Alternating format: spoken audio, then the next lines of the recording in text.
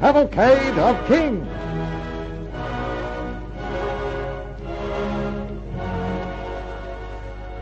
Henry VI, Part 2.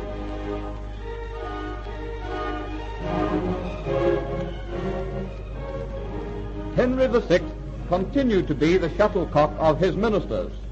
The wars in France continued, but England gained no advantage from the death of Joan of Arc, and 20 years after her death, only the town of Calais remained an English possession. When Henry was 23, his ministers decided to arrange a marriage with Margaret, the resolute and ambitious daughter of the King of Sicily. The Earl of Suffolk engineered it, supported by Cardinal Beaufort. She became Queen of England, and her father received in exchange for his daughter the two most valuable possessions England then held in France. The Duke of Gloucester bitterly opposed the match and earned the undying animosity of the Queen. 2 years later, we find Margaret and the half-mad Henry at the palace in London.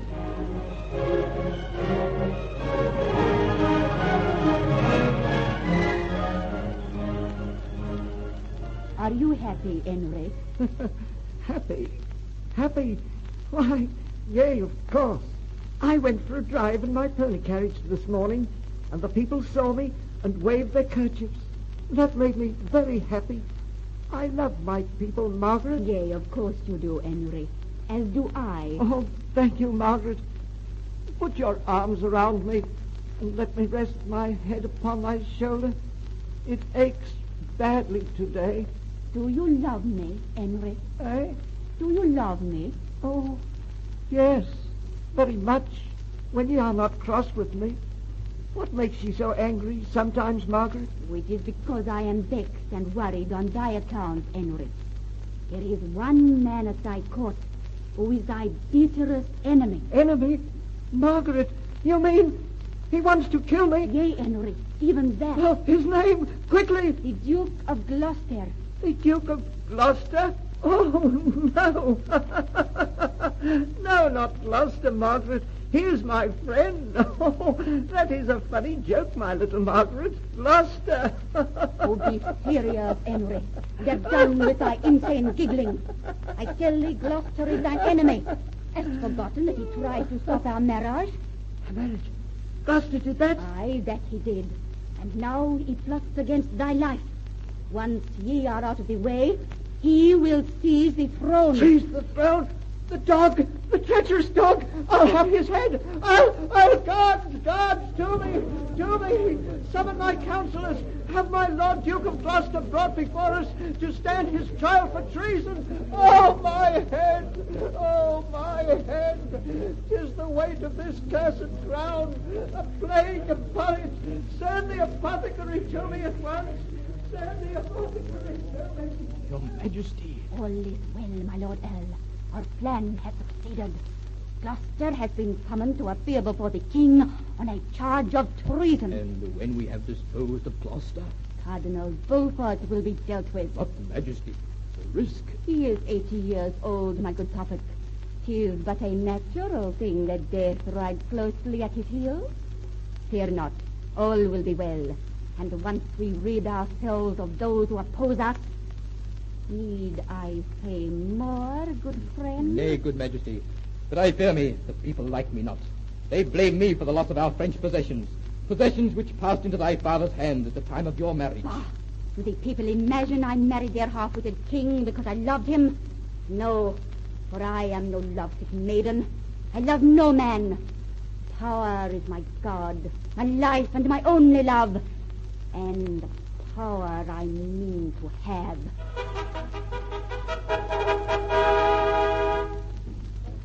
Your Majesty, I bear important tidings for the king. The king is not here. He is ill.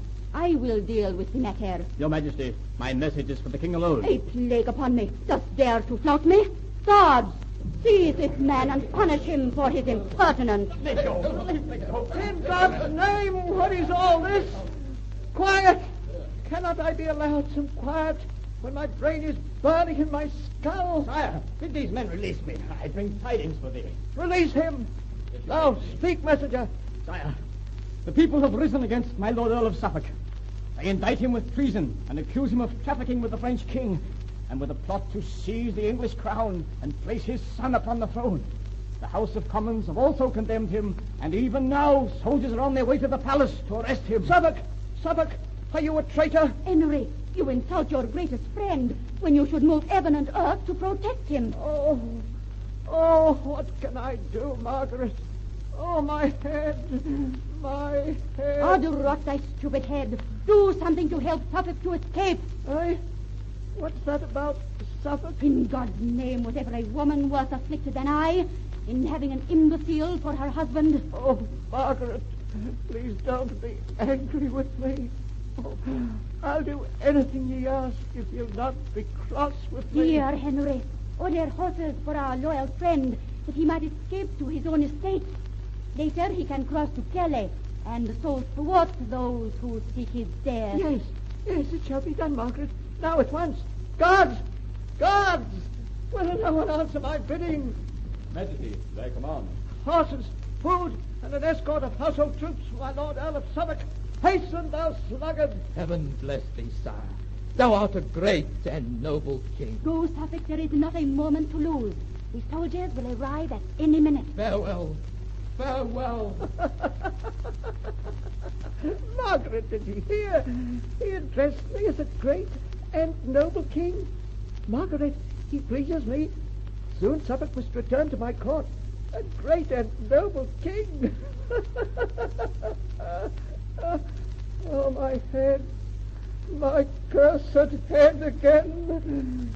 Is there no peace? No freedom from this awful pain for Henry of England?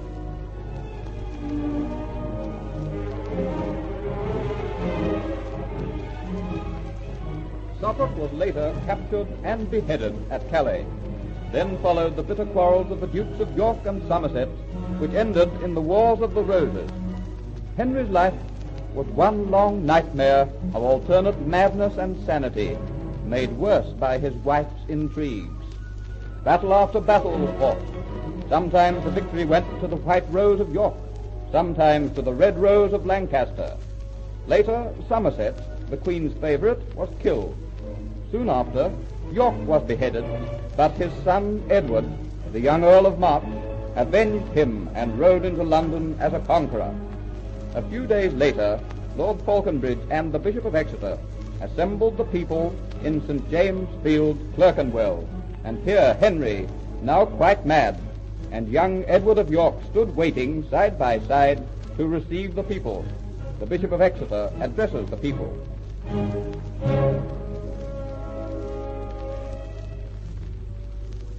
Citizens of London, ye have suffered much, but I ask ye to have pity in thy hearts for a poor tormented man who is ridden by the devils of madness. He has tried in his rare moments of sanity to perform his kingly duty. He has given the people the College of Eton and also King's College at Cambridge, and he has done his best. What of our French possessions? They were lost by treachery, my son. And the intrigues of the wanton whom Henry took to wife? That marriage was thrust upon him, my son, by the Earl of Suffolk. Suffolk, whose head didn't fall into the greasy fish basket until the sixth stroke of the rusty sword. Suffolk once called me a great and noble king, and then they cut off his head. My wife Margaret was very angry when she heard the tidings. Would have been better for all of us if her wretched head had been lopped off also. Have done, my people. This talk is nauseating. Ye have been assembled here this day to decide whom you'll have to rule ye, not to talk obscenities. So hear me, all ye good men and true. Will ye have Henry of Lancaster, or will ye have Edward of York as your king? Edward!